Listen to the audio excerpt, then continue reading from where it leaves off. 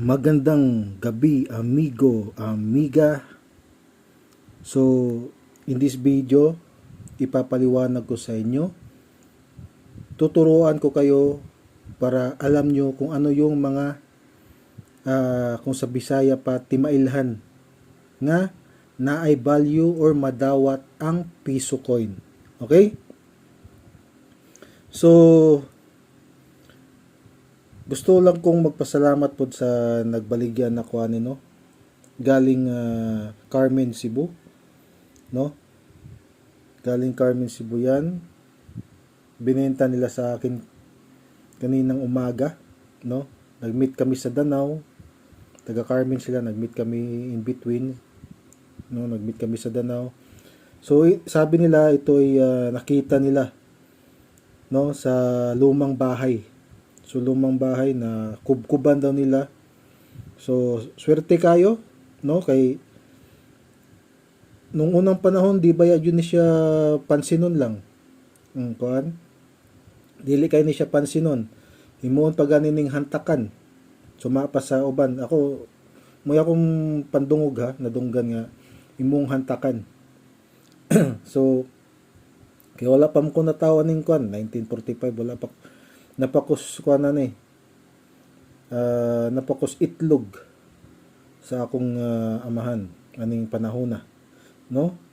Ay pero 1945 murag ang akong amahan na padis itlog pud sa iyang amahan day, no? Kay 1945 man, so di ba? Imuon pa daw ning hantakan. So mo ni paldo sila, no? Paldo kayo. Gibaligyan nila tanan sa kuha. So ang piso coin naara ginay apat na denomination sa piso coin 1903 to 1945. Okay? Makinig mabuti. Sa piso coin na 1903 at 1945 may apat na denomination lang po yan na may value. May halong silver. Okay? Una, yung malaking 1 piso coin. Kung real, legit, may value. Okay? Pangalawa, yung 50 centavos. Okay? Ganito lang naman yung yung pagkakaiba is denomination lang naman Ganito din yon ang 50 centavos na nakalagay diyan, di ba ito 20. Ang nakalagay doon is 50 centavos. Tapos dapat ang lagi nyong iisipin o tandaan, lagi nyong tandaan itong nakasulat na Pilipinas. Yan. Kasi yung ibang piso coin ang nakalagay is year 1964, 1958, 1963, hindi po yun. Hindi po yun tinatanggap. Dapat ganito. Dapat may Pilipinas na nakalagay. Okay? Tapos, ang pangatlo is ito nga. Pagkatapos ng 50 centavos, 20 centavos. Okay? Pagkatapos ng 20 centavos, ang panghuling tinatanggap is yung 10 centavos. Okay? Itong 10 centavos. Okay? At may nakalagay ulit na Pilipinas.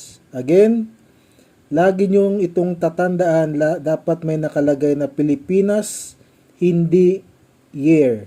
Okay?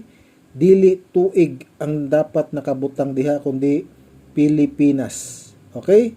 So mo ginay timailhan yun nga na ay value tinatanggap yung piso coin.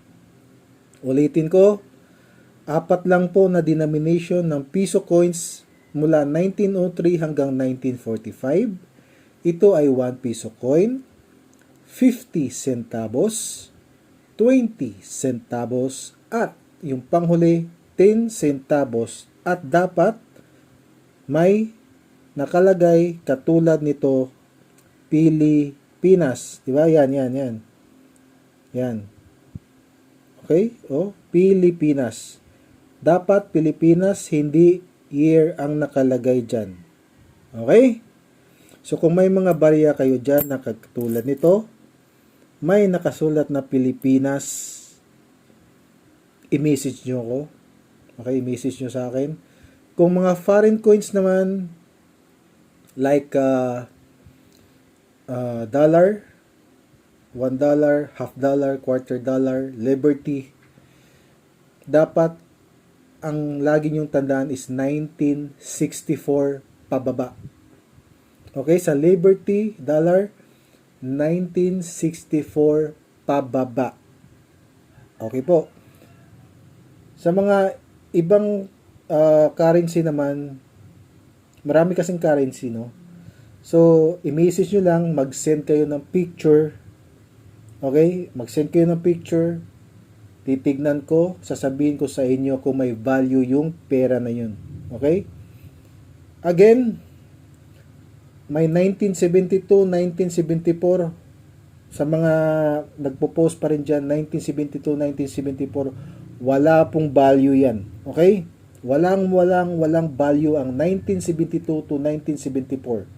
Okay, lalo na yung bagong 10 pesos, tinatanggap, pinapabasahe pa yan eh. Yung mga 10 pesos, yung pinopost ng iba. Tinatanggap pa yan, hindi pa yan. Hindi pa, walang halong yan. Okay?